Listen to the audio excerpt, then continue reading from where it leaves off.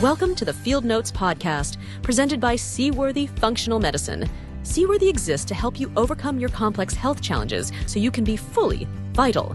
Now, here's your host, Dr. Rob Downey.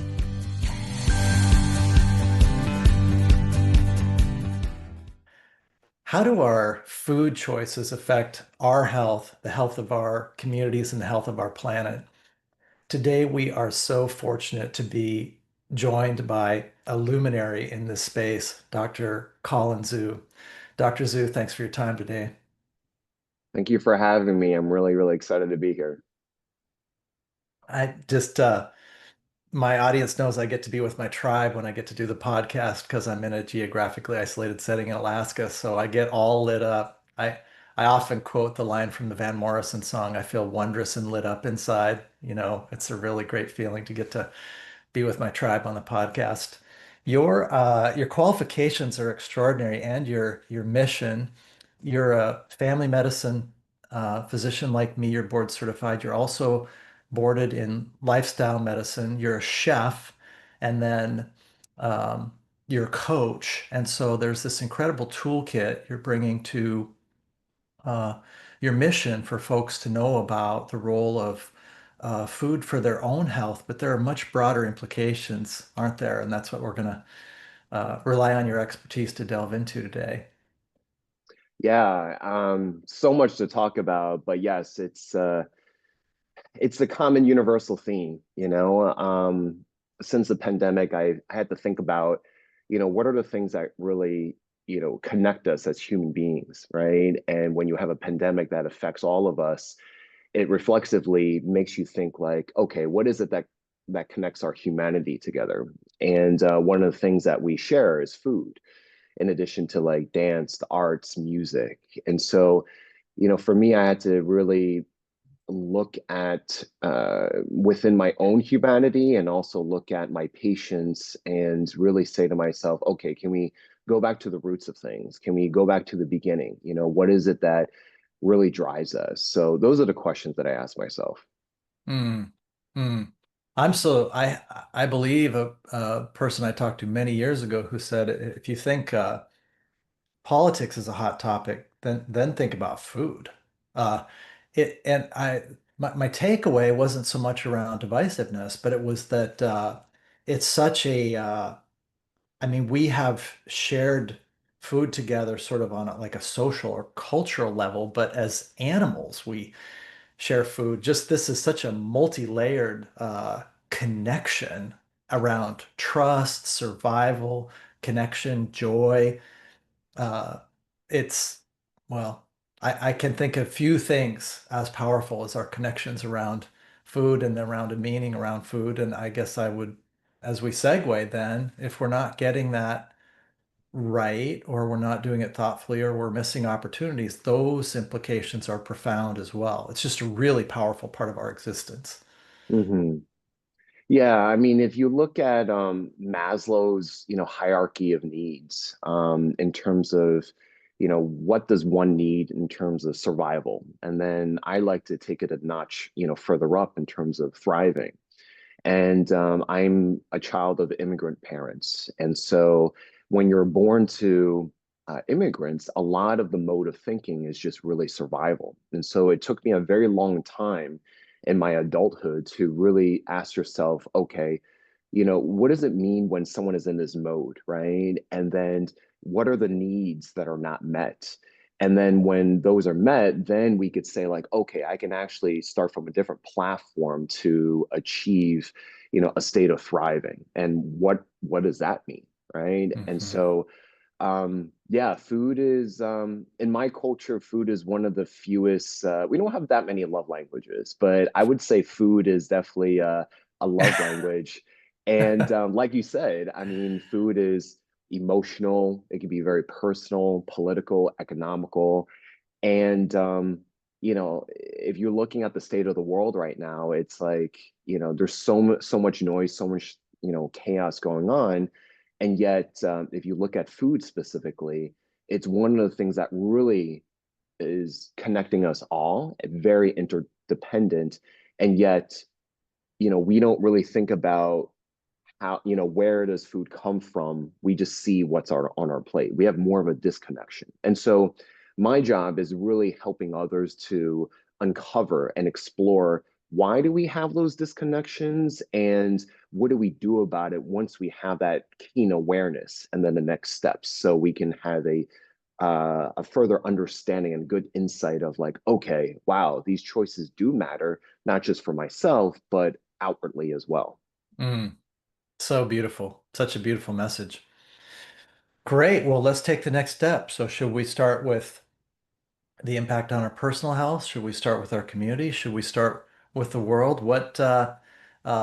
Again, another thing I've learned as a podcast host that I really love is it hit me at some point, oh, wow, people get to go connect to the expert's website or do their program. So the Mhm. podcast is more about a chance for people to hear things they wouldn't otherwise. At the end, there'll be a call to action where people can learn more about you and check you out. But what do you want to share next then about what do people need to know?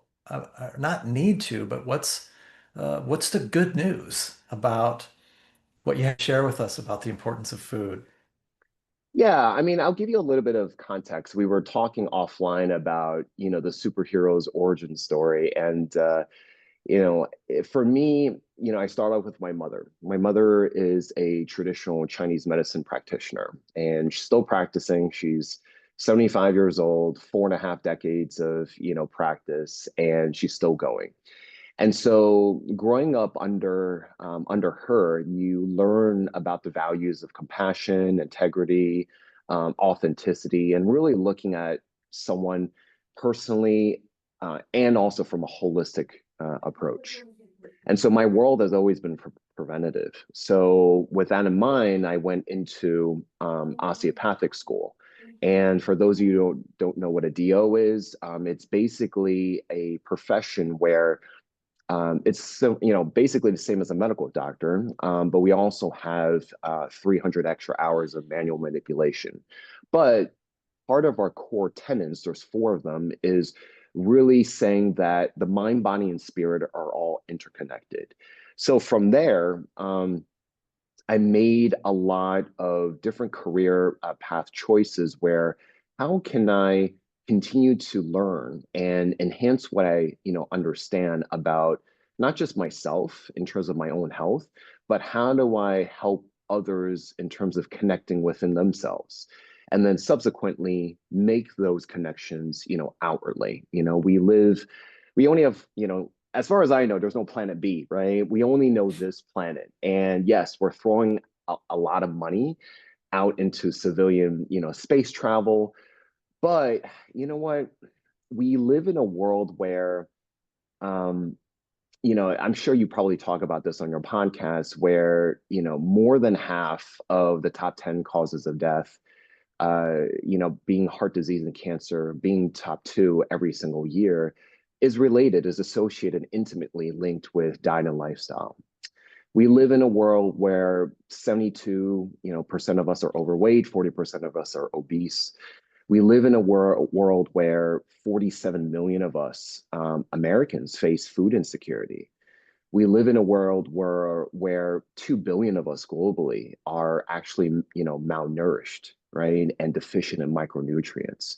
So, there's so many different things. And then I look at just resources. If we don't if we don't even talk about nutrition, right? The Amazon rainforest, about 20% of it is gone, and a big percentage of that is used for grazing, for livestock, used for growing corn, soybean, just to feed the livestock, which only gives us about roughly 18% of calories, right? The Amazon rainforest represents the lungs of the earth. I'm a certified scuba diver. So, and I've, had the pleasure to be able to touch every continent on the planet. And so with that experience, and I say that humbly speaking, is that I was able to see firsthand of how much damage humanity's footprint has on us. The Great Barrier Reef, touted to be one of life's, world's most beautiful landscapes underwater.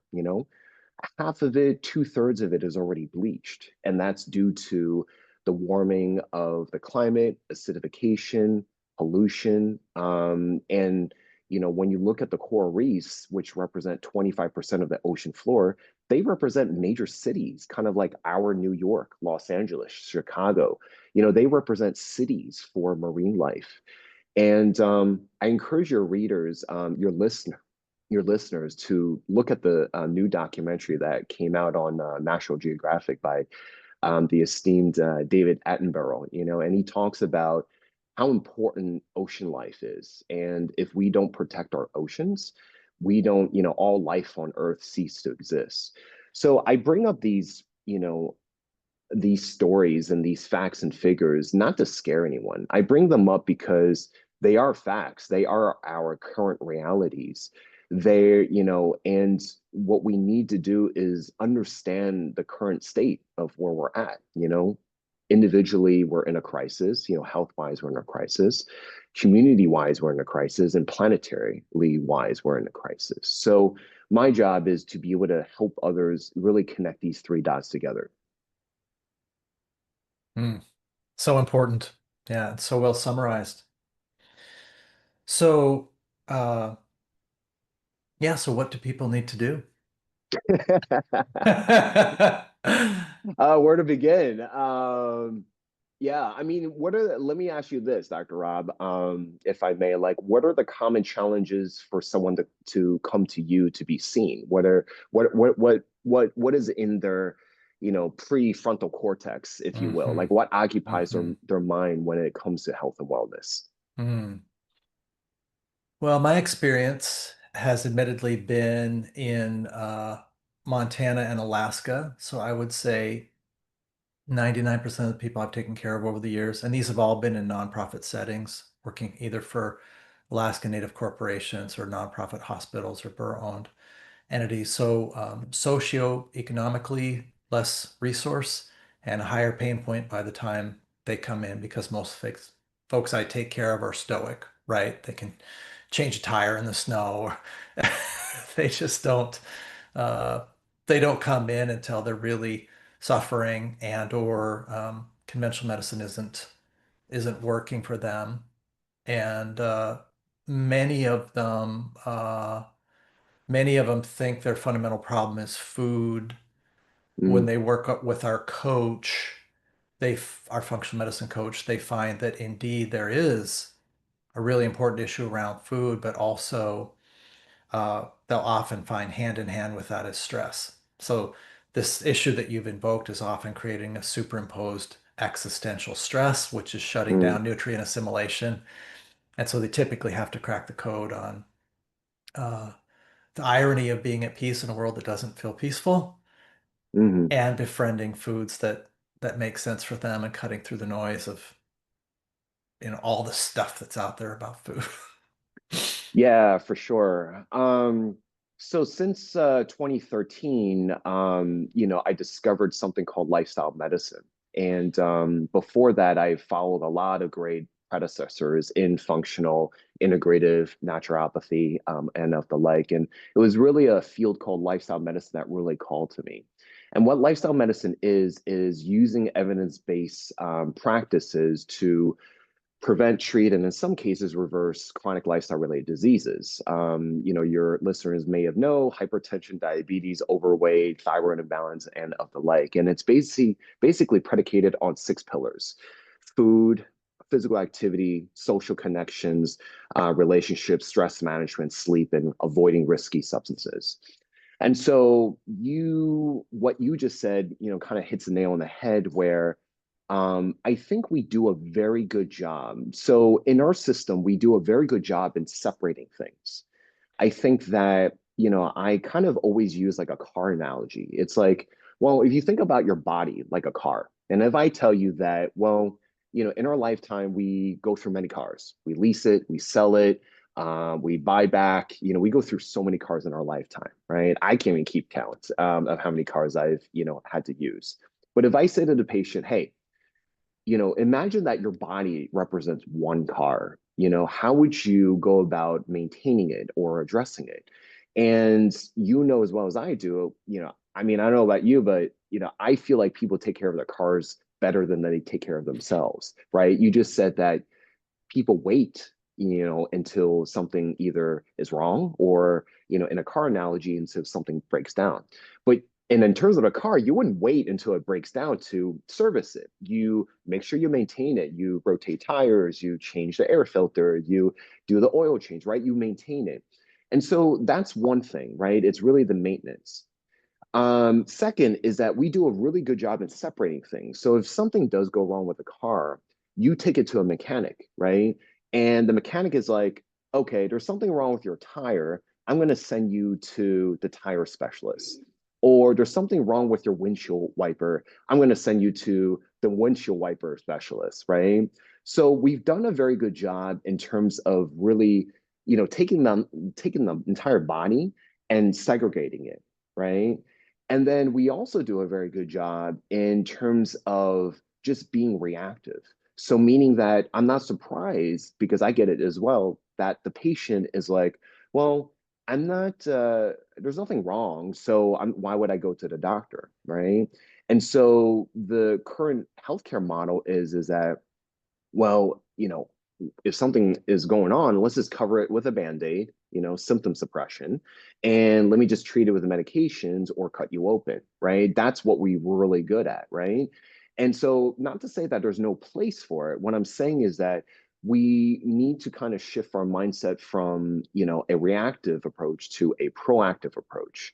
And so it's, what I do is the six pillars, emphasizing, okay, Mr. Smith, what are you eating?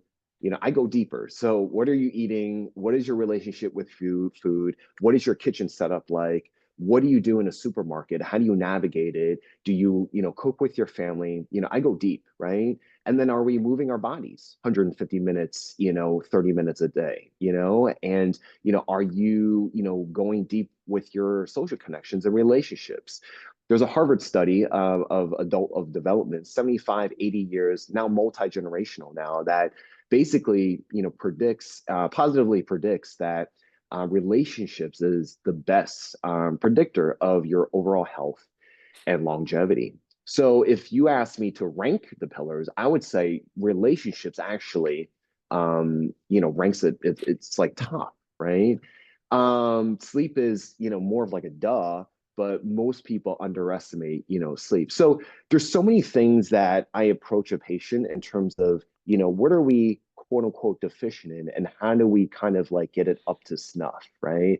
And that takes time, that takes patience, that takes time, that takes intention, that takes repetitiveness, accountability, because at the end of it is really about core behavior change, right? Doesn't matter what pillar it is, it's really about core behavior change. So at the end of the day, Mr. Smith, when I say to my patients, like, well, your chronic disease didn't just come here overnight. It was due to daily choices that you've made over time. And what the studies have shown is that, it's not your family history and genes. They really just account for about 20%.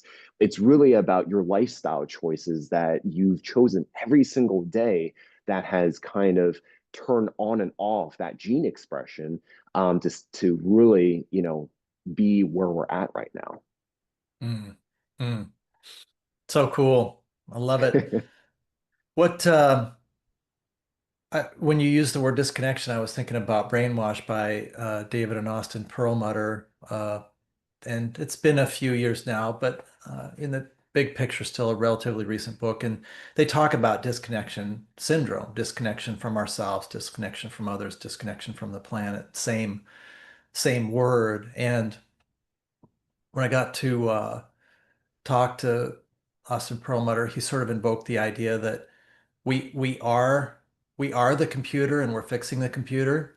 I had kind of talked to him about breaking the spell, right? I think, and then I got to talk to Michael Roseline, who's worked with Gabor Mate, and Michael Roseline's premises were not broken. I'm curious what happens when you offer that to people. Do you ever find that they freeze up? You're giving them this opportunity, but it's it's so much how stuck they are. They're kind of in fight, flight, freeze, faint mode, that even that thing you're creating space for is just too much. Is there some sort of segue you or parts of your team create for them so that they can. I've just ended up characterizing it as like I'll say to folks, these are friendships with food. Essentially, we've got a food fear situation. So start with we're resilient omnivores.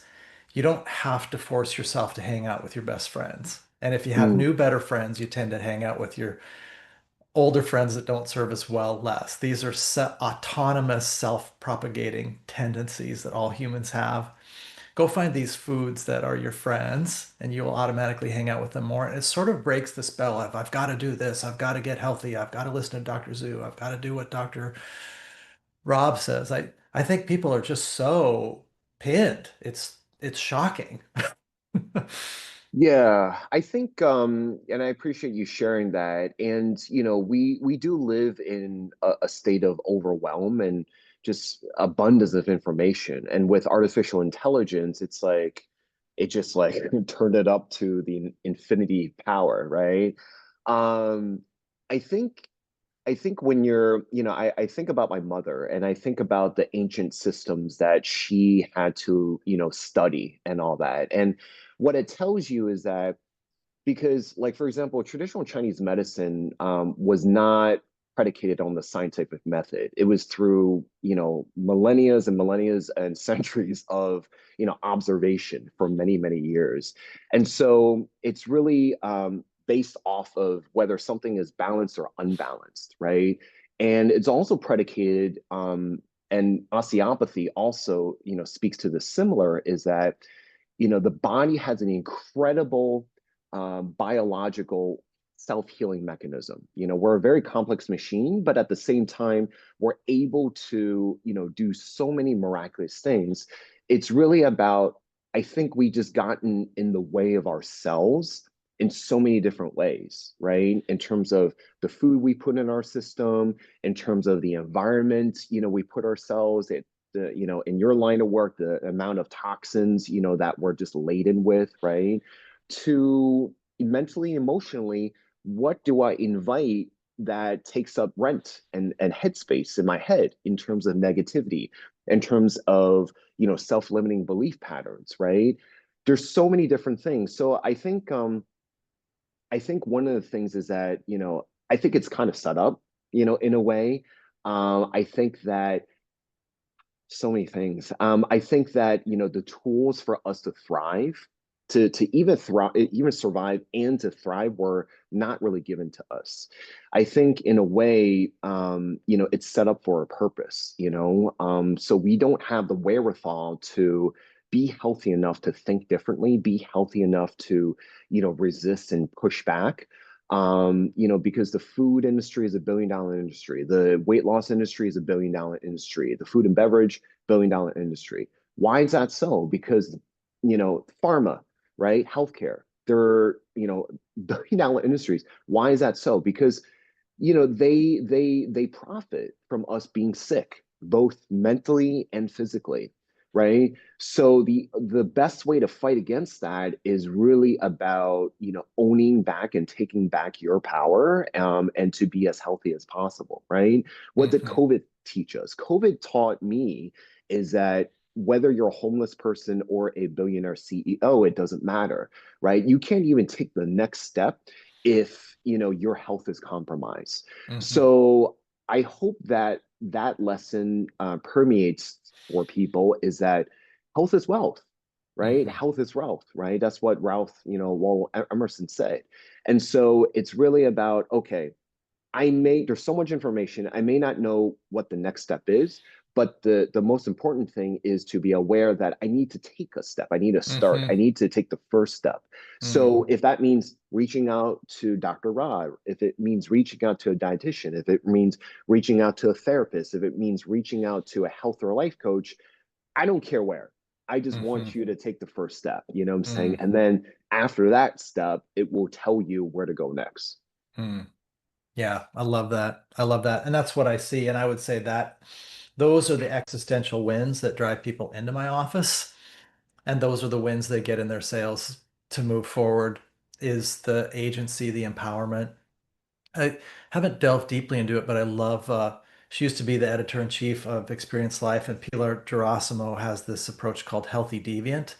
And she says we can't look around us to a great degree for what we need. We have to, within that subset of things that are available in Western industrialized culture, we need to find the things that make sense, that are wise, and then we need to take action for ourselves. And that's been my experience, and it's certainly been the experience of my patients. And I do think that your answer tells our audience something, in that when you get in the setting of that person who hears you and says, these are things that you can do, take a step, go ahead, do it for yourself, take a step. The Hmm. person says, yes, that's what I've been wanting to do. I just needed a sense Hmm. of confidence that somebody wise and clear-eyed could give me an idea of a sensible next step. And I love it that the dose to response is just incredible. It's so Hmm. mind-blowing when people switch out their oh, their Jimmy Dean sausage sandwich for chia pudding, right? They say, well, just I got a 20% energy shift there and my joints were hurting less. You got to be kidding me, right? I mean, it does kind of break the spell. They realize their body's just itching for that beautiful information. Yeah, yeah. When I got certified in health coaching, one of the biggest lessons that it taught me was a concept of something called primary food. And what that means is that it's not just food, in the literal sense in terms of what you feed, your body, but it's also like food of, what you feed, your mind and your spirit, right?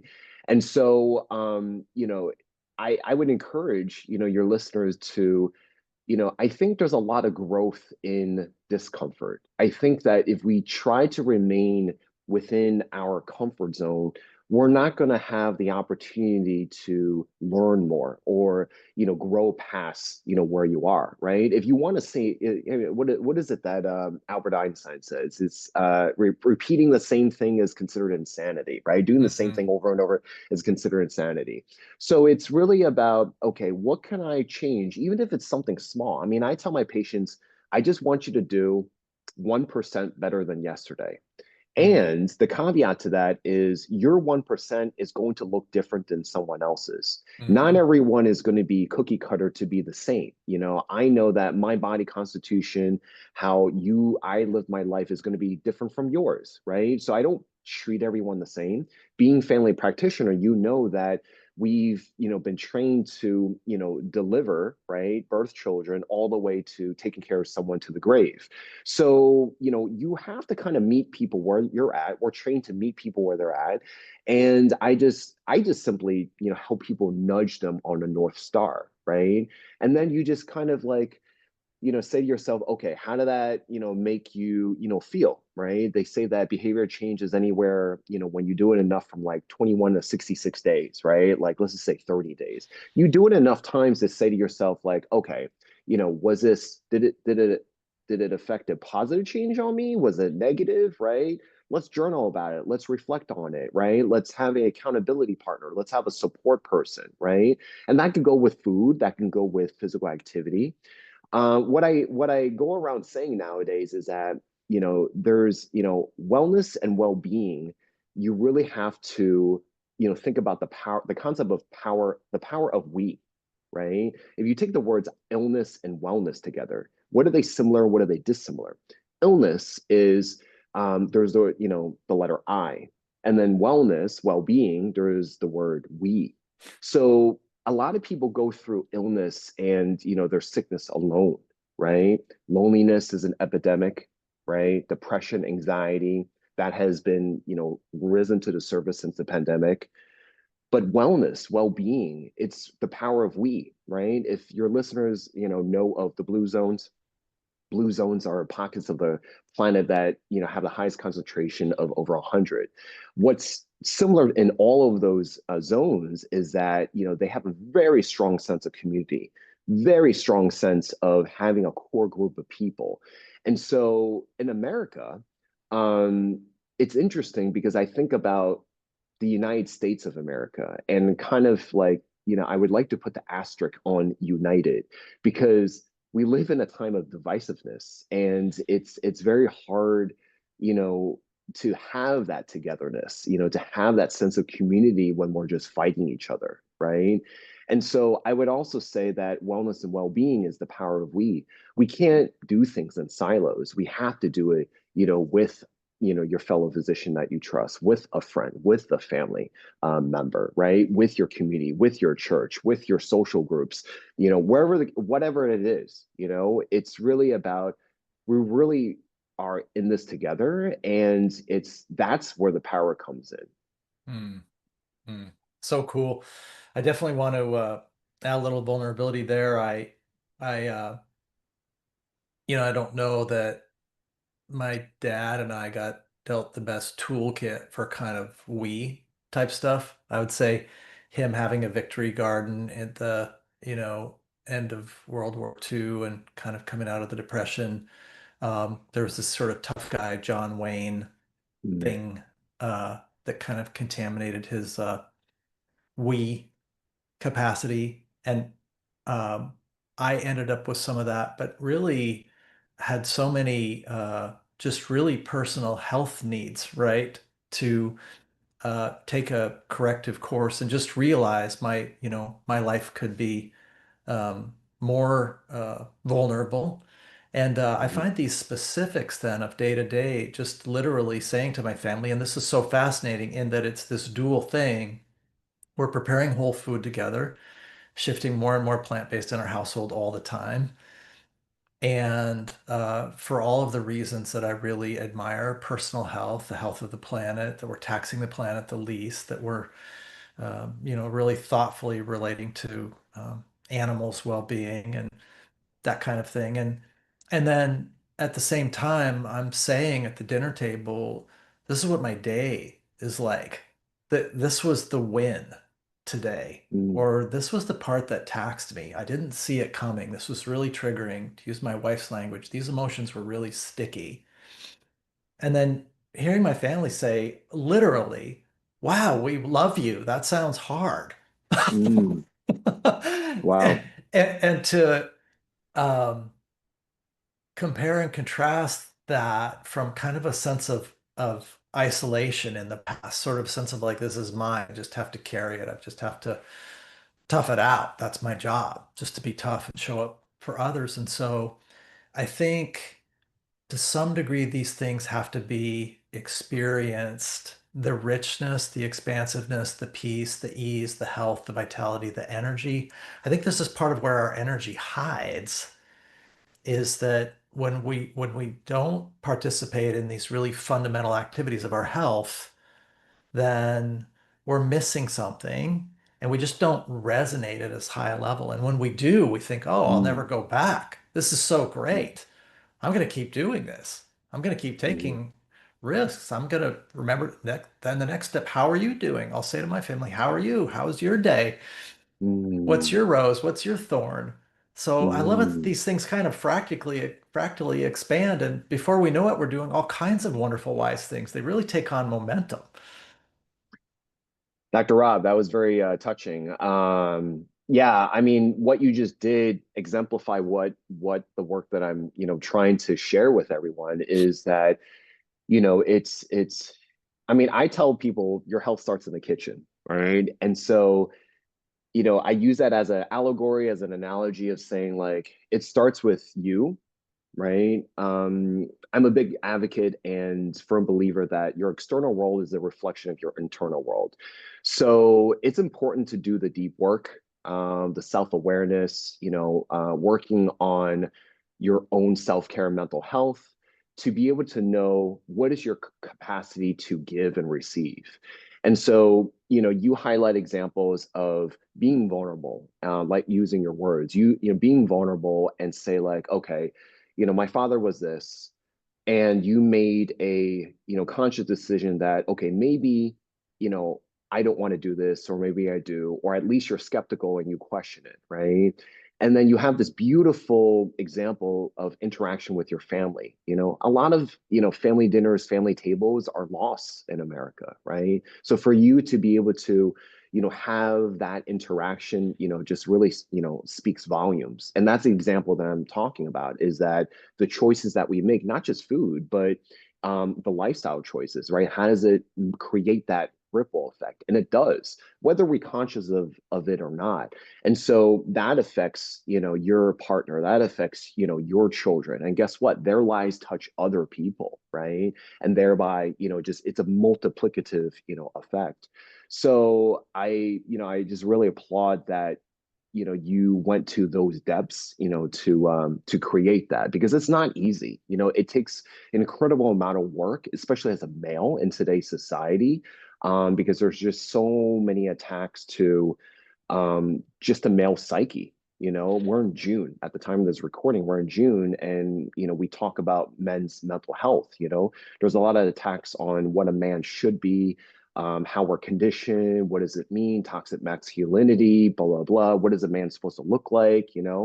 And so it's more about not just questioning of that, but as an individual human being, what does that look like for me, right? As opposed to what society and what other voices have kind of put that on myself. You did the deep work in asking yourself, like, what does that mean for me in actuality? Mm. Thank you. Yeah, thank you for that reflection. I do. I've had to become really aware of my wife's in pediatrics, right? And so she's always focusing on the well-being of kids, and she really has recently been. And then she just spent 2 years with Tara Brach and Jack Cornfield learning to teach meditation. And so mindfulness, yoga, and meditation have been a big part of our household and sort of growing all the Mm, time. And she's been sort of looking at the advent of the anxiety epidemic in young people coinciding with the social media explosion and cell phones. And so there's just these really, really interesting dimensions of what it means to feel comfortable in our own skin. mhm, And I think another thing that I see from folks is that the sense that they have to find an expert they trust, and then sort of follow that dogma gets replaced by a sense of inner self-confidence that they can and should be comfortable in their own skin mhm, and develop a sense of trust in themselves that they know what's best for them.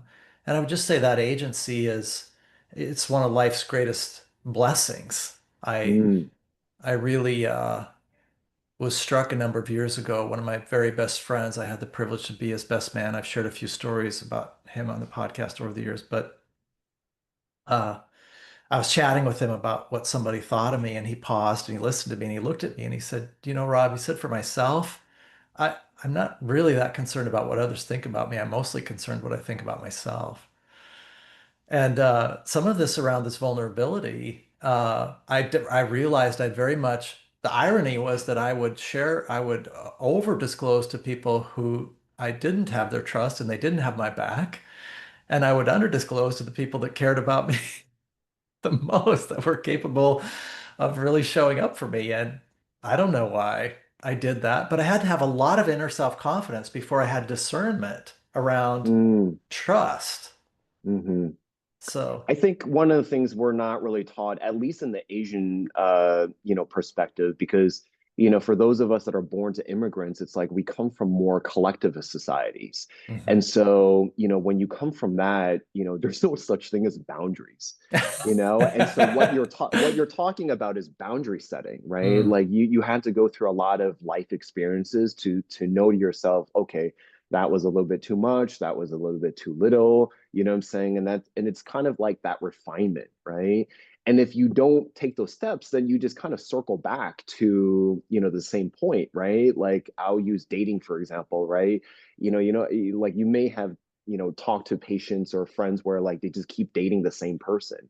So it's not about them, you're the common denominator. So it's like, what is it that, we haven't gotten over or healed or processed for you to attract the right person? And that can mean so many different things in terms of health and wealth, and so um it's a lot of work. It's a lot of mhm. work, and I applaud you as a male, to do that, because it's not easy for us. We have it differently where we're expected to carry things on our shoulder, and it's really up to us to really say, like, well, kind of like Atlas. It's like, well, maybe I don't want to carry this, maybe I don't want to carry this at all. Or maybe like I deserve to rest, I deserve to say like I'm tired, or like, Mhm. deserve to say like, hey, is it cool? Can I offload? Can I, share the load, right? So it's like it's these Mm. questions that, why not ask them? Mhm. Like like it sucks that society puts us, in this box, but I think, in terms of mental health for men, it's like we need to ask ourselves like, is this the right thing to, to put on ourselves? Mm. You know what I'm saying? So, Mhm. It comes back to some of the prep we were doing before I hit record today, which is that these things aren't easy, and we both shared that we're really service driven, and that it hasn't been easy to be a physician with the conventional training and then go into these domains that you and I are both really passionate about, saying this matters a ton. I'm going to be a champion for these things that mm, matter. And I mm, would say it's hard enough. Again, when I'm really honest with myself, it was so hard. I don't know that I would have persisted unless I was so driven by this sense that I had to show up for people that needed this information. I witnessed the suffering around them, and I thought, if they don't have this information that I now have the blessing of having, I almost thought I can't not share this. mm, It would be some sort of desecration of the sacred to know what I know and then not act on it. mm, But it really is the service mission that makes it possible to sort of withstand the adversity mm, of being on the leading edge of the wave of what we know about. We're yeah, not machines. We're more like ecosystems in nature, systems biology. We, mm, not I. And so it's a really beautiful, um, maybe it's that I'm now really healthy. And I think mm, really struck by, we do a lot of mindfulness work based on Thich Nhat Hanh, who was mm, nominated for the Nobel Peace Prize, and um, did a lot of wonderful work about we and interbeing. And so it's just, he talked about how just he was lucky that his mom didn't have the training that he did. She died in the Vietnam War. And he just mm. says, I'm just lucky. And then part of his service mission was to say, I'm going to spread the word about mindfulness because I'm fortunate enough to have this blessing. So my obligation is to pay it forward. It seems like Mm. it's just it's a great way to live. It's a great way to have enough energy to get out of bed. I think if you we have to if I had to whittle it down to everything you just said, it's really about, at the end of the day, it's really just about practicing compassion at the end Hmm. of the day. Mm. Like we can discover the new thing, or this technology comes and you feel obligated to share and talk about it, but at the end of the day, it's you're driven by compassion. You feel that you see the suffering in your fellow man and woman. And so, mindfulness is really about that. It's really about self-compassion at the end of the day. Hmm. And reflexively, once we practice enough self-compassion, then we're able to see that, okay, I need to practice compassion with others. And I think that's the hardest thing. The hardest thing is really going so deep within yourselves that, you know, at a time where we see divisiveness and you versus me, it's that we're not practicing enough compassion to see that, we have a shared humanity. You know what I'm saying? It's like, instead of you versus me, why can't we, look at it as we versus the problem? You know what I'm saying? I mean, Hmm. like, as physicians, under the hood, we're all the same. We Hmm. bleed, our red blood cells recycle every 120 days, right? Like, we Hmm. have like, all these different things that are happening, autonomously and without even skipping a beat, literally. And it's just we just we're just pitted against each other for Hmm. no apparent reason. And it's been going on since humanity has existed, and it's just like, why it doesn't have to be this way, you know what I'm saying? And the adversity that we see is, no matter how tall this tidal wave is, this tsunami, it's going back to the concept of we. It's like we have to be that what is it that is called, those sandbags that you have to like stuff, in at the beaches and stuff. It's that Like a sand wall that, levee or something. yeah, Yeah. it's that we have to kind of hold hands together to be able to to go to hold against that tsunami, right? Like that's what I picture, Hmm. like our shared humanity, Hmm. like we have to be, holding each other, together, or Hmm. else we're all going to be washed away with flood. Mm. Mm. As you say, you and I have the privilege to witness our common humanity. So, yeah, because what happens when the patient door, uh, the room door closes, everyone has the same fundamental issues under the hood.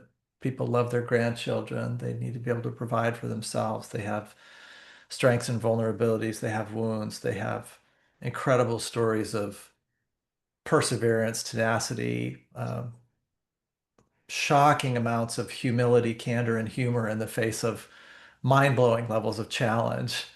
There's just so much good news about our common humanity.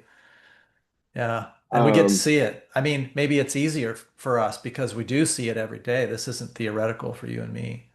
mhm.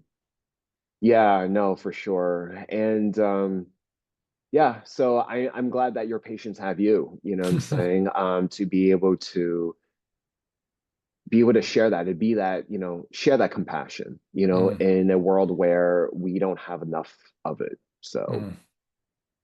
Well, what anything you wanted to share, Dr. Zhu, that we didn't get to?